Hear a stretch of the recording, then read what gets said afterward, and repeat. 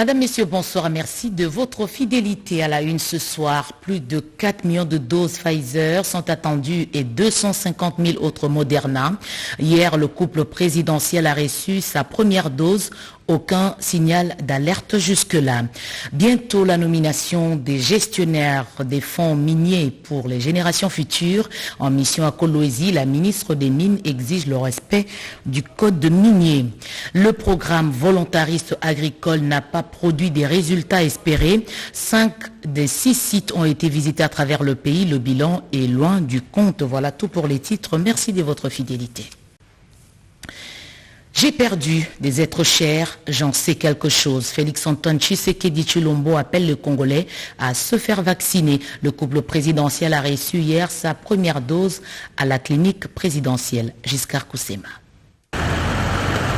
Le président de la République, Félix-Antoine Tshisekedi Tshilombo, et la distinguée première dame se sont présentés à la clinique présidentielle de la Cité de l'Union africaine ce dimanche en fin de journée. Sur place, les corps médicaux, renforcés par la présence du ministre de la Santé publique, Hygiène et Prévention, ainsi que le conseiller spécial du chef de l'État chargé de la couverture maladie universelle, avaient pris toutes les dispositions pour assurer une prise en charge efficiente. Comme tout requérant, les chefs de l'État et la première dame se sont conformés au protocole mis en place par les équipes du programme élargi de vaccination PEV. Tous les signes vitaux étant en situation normale, le président de la République et son épouse ont reçu chacun la première molécule du vaccin. Voilà. Injection directe, voilà. Merci beaucoup.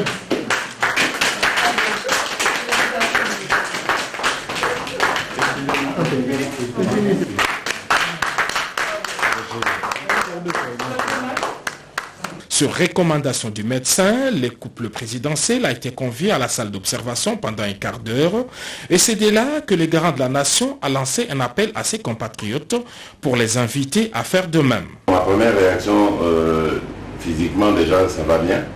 Donc c'est la preuve que on peut prendre ce vaccin sans qu'il se passe quoi que ce soit.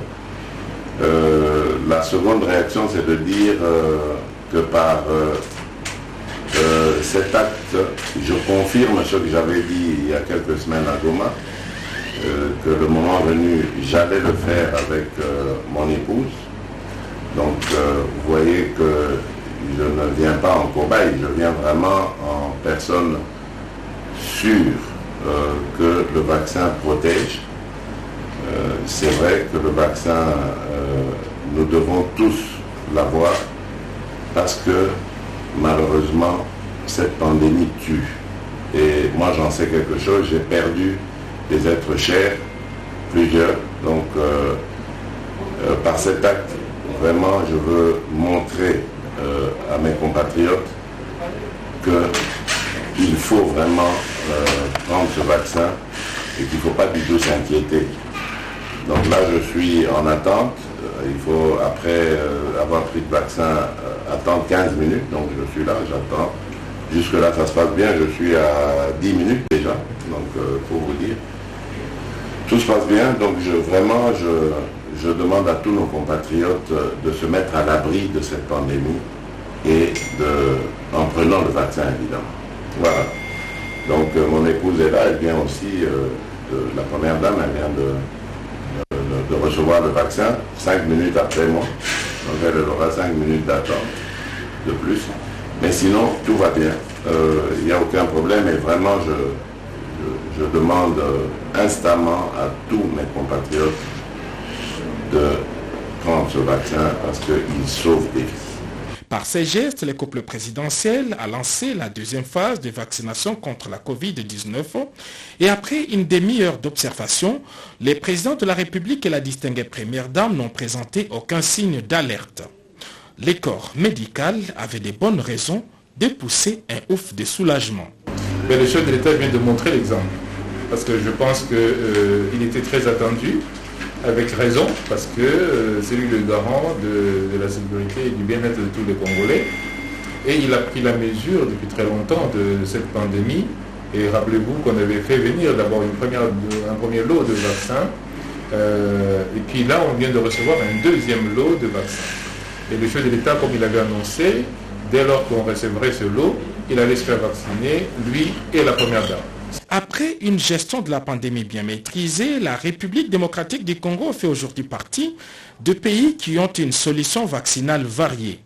La task force présidentielle annonce l'arrivée imminente d'autres lots de vaccins dans les prochains jours. Le train est lancé parce que là on a reçu 250 000 doses de Moderna. On va recevoir très rapidement, probablement la semaine prochaine, encore 250 000 doses, cette fois-ci de Pfizer. Mais Pfizer, c'est sur un total de plus de 4,5 millions de doses que nous allons recevoir. Mais ensuite, dans un second temps, dans un troisième temps plutôt, on va recevoir de Johnson & Johnson. Vous savez, le vaccin a une seule piqûre. Et celui-là, les engagements qui sont pris, c'est pour 26 millions de doses. Le président de la République, Félix-Antoine Tshisekedi Tshilombo, a mis à la disposition de membres du gouvernement, de ses collaborateurs et d'autres personnalités de la République sa clinique présidentielle pour la vaccination. Déploiement du programme DDRCS à travers la République dans la partie est du pays. Cette structure qui prend en charge les ex-combattants pour une réinsertion peut compter sur les jeunes. Joseph Oscar Mbalkaïch. Les programmes de désarmement, démobilisation, relèvement communautaire, PDDRC, a pour entre autres missions d'encadrer les rendus et les éléments des groupes armés qui ont choisi la voie de la raison, celle de la paix, en déposant les armes. D'où ce soutien indéfectible au programme DDRCS. Pendant que le pays a pris une bonne boussole pour son développement, l'heure n'est plus aux critiques destructives. Il est temps aux Congolaises et Congolais de fédérer les efforts pour que notre pays ne puisse pas manquer les rendez-vous de l'émergence 2030.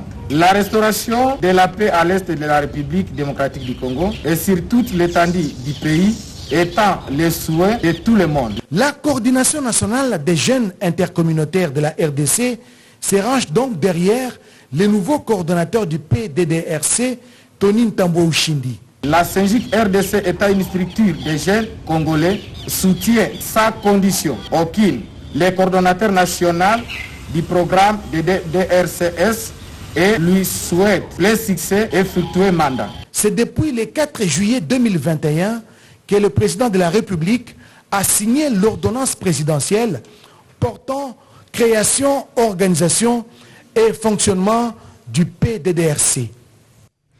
Des délinquants tombés dans le filet de la police à Béni, 9 civils armés ont été présentés au public. Ils sont déférés devant la justice. L'intention de 9 bandits à main armée à la presse par le maire de la ville de Béni. Cela résulte des concours de services de sécurité avec la population qui ne cesse de dénoncer les fauteurs en eau trouble, une façon pour les bénitiens d'accompagner l'état de siège.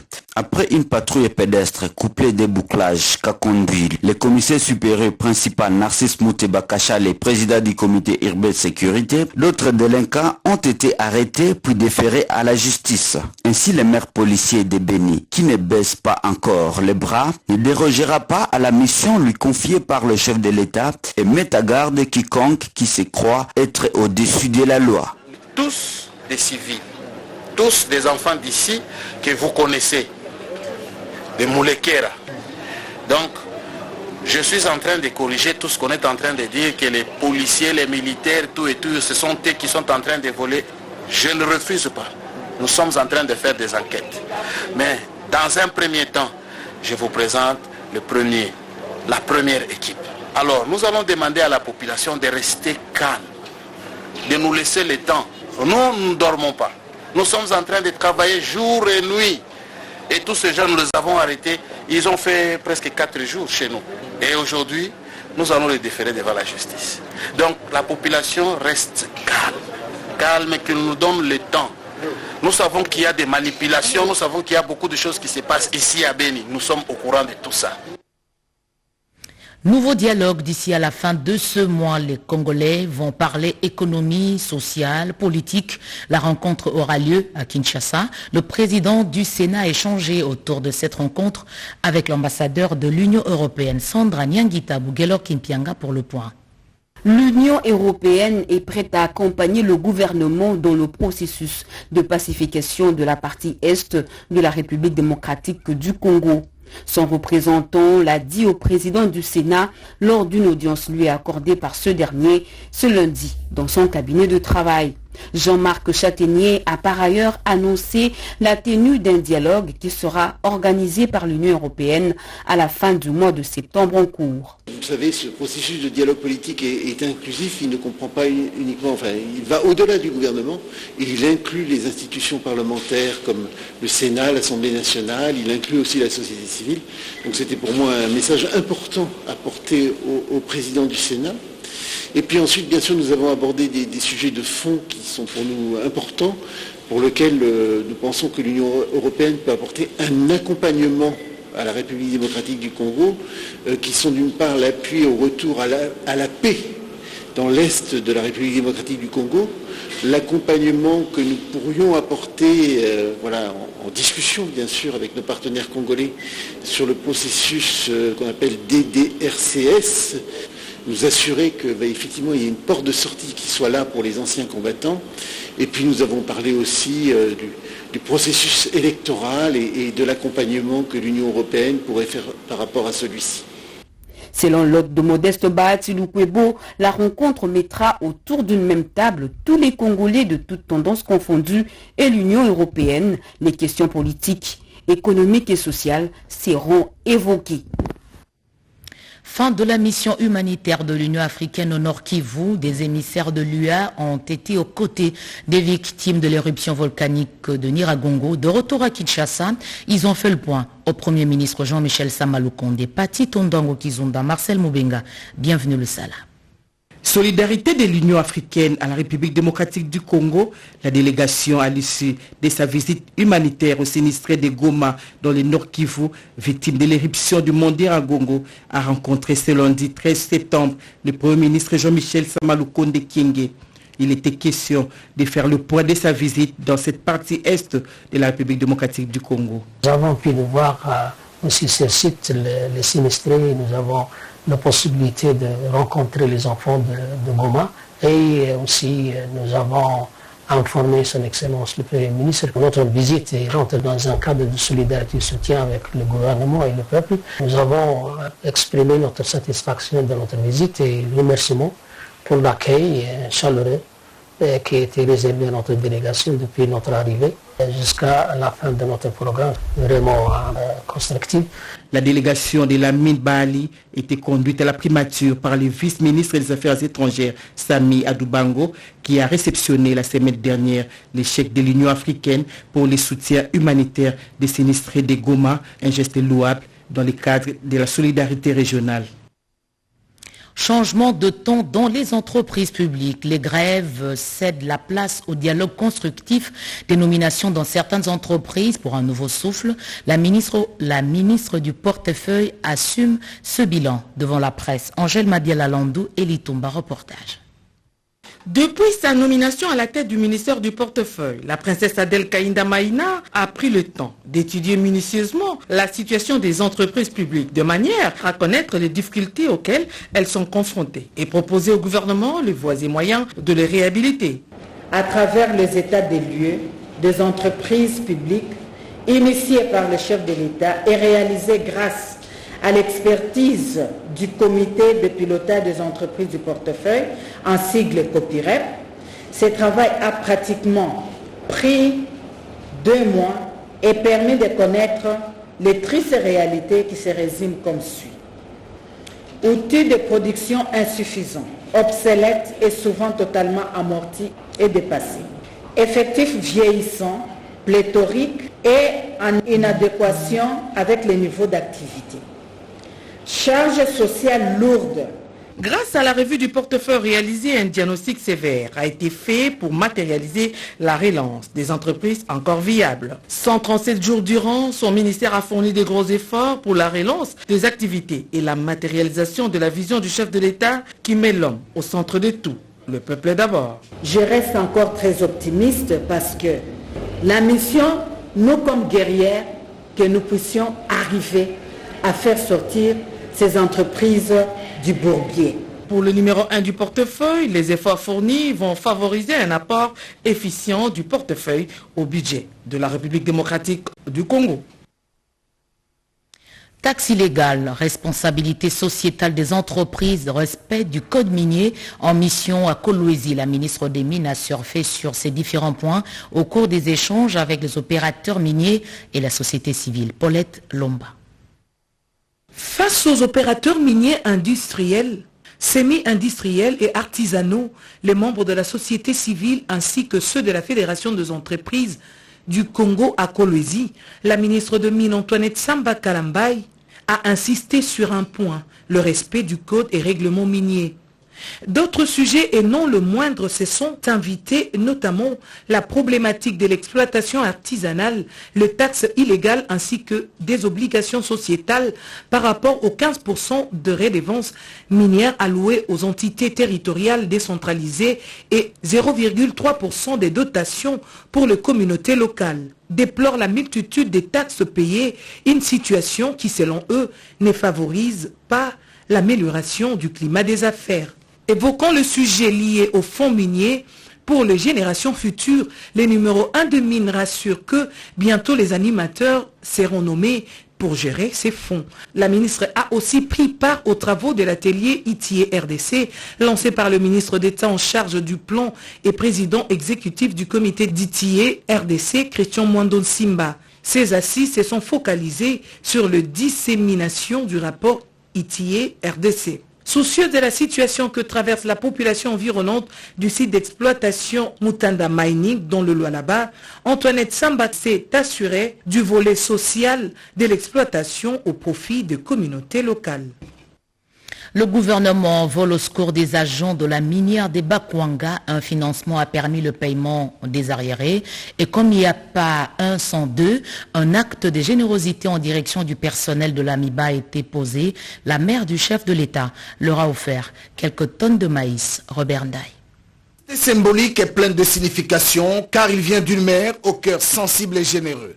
Les cris de détresse du personnel de la société minière de Bakwanga, portés par son directeur général Paul Lukusa Mudjai, sont arrivés aux oreilles de Maman Marthe Kassalou, mère biologique du président de la République, Félix Antoine Tshisekedi Tshilombo. Plus de 3000 tonnes de sacs de maïs remis au personnel de la MIBA. Maman Marthe Kassalou a consenti à céder une grande quantité du maïs récolté dans sa ferme pour soulager tant soit peu la misère de ses fils et filles de la société minière de Bakwanga. Le personnel de la MIBA en effervescence à l'arrivée de ce don salue ce geste d'amour de Maman Marthe Kassalou, une femme influente en République démocratique du Congo.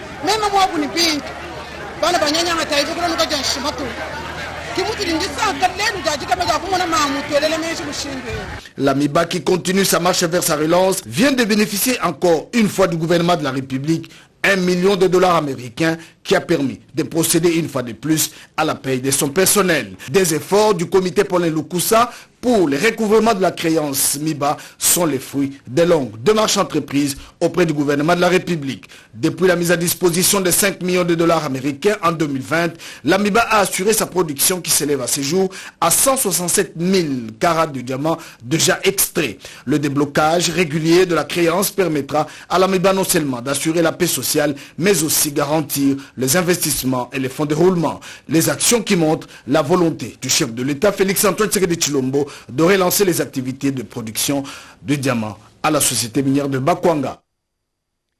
Le système licence master doctorat LMD au cœur des débats dans les états généraux de l'enseignement supérieur et universitaire à Lubumbashi. Pour le ministre Mohindo Nzangi, il faut commencer et s'améliorer quotidiennement. Edith Chala. Considéré comme l'un des objectifs majeurs de ces assises des états généraux de l'enseignement supérieur et universitaire, la problématique de la mise en œuvre du système licence master doctorat LMD a été présentée par 4 experts à l'assistance en présence du ministre de l'enseignement supérieur et universitaire, Mohindo Nzangi. La plaie a été touchée au vif à ces états généraux le système licence, master, doctorat, LMD, aborder dans toutes ses exigences les ressources humaines, financières qu'il requiert. Moïne Donzangi, ministre de l'Enseignement supérieur et universitaire, sa foi, commencer d'abord et s'interroger chemin faisant. Les peu de moyens que nous avons, faisons ce qui est faisable. Et on n'attend plus la Banque mondiale. Nous allons faire notre LMD. Nous allons faire notre LMD avec nos moyens. Nous allons démarrer avec nos moyens et nous allons nous améliorer quotidiennement. Le ministre a aussi rappelé à l'assistance que l'examen et l'adoption de la loi relative à la réforme du système d'enseignement supérieur universitaire avait pris 2 ans à l'Assemblée nationale. Cette loi est la résultante d'un compromis national. Nous devons réfléchir sur comment y aller sans casse. Car le constat de la faiblesse de notre système d'enseignement actuel est unanime. Restons dans la recherche. En cas de crise cardiaque, comment porter secours? Les étudiants congolais ont appris des gestes qui sauvent au cours d'une conférence débat organisée à Kinshasa, à l'université Simon Kimbangu, Luxon Kabala, Iverson Kabwaba. La médecine des catastrophes et les gestes simples qui sauvent des vies humaines, ce thème a fait l'objet de la conférence organisée par la coordination estudiantine de l'université Simon Kimbangu. Les participants à cette conférence, en majorité des étudiants de cette alma mater, ont enrichi leurs connaissances pratiques sur les techniques de réanimation des patients en cas d'une crise cardiaque. L'orateur, le chef des travaux Benjamin Kabwe Moulambwe, de la faculté de médecine à l'université de Kinshasa, a expliqué le concept de la médecine des catastrophes, qui est une branche de la médecine qui s'occupe des catastrophes d'ordre naturel. Quand il s'agit de catastrophes, c'est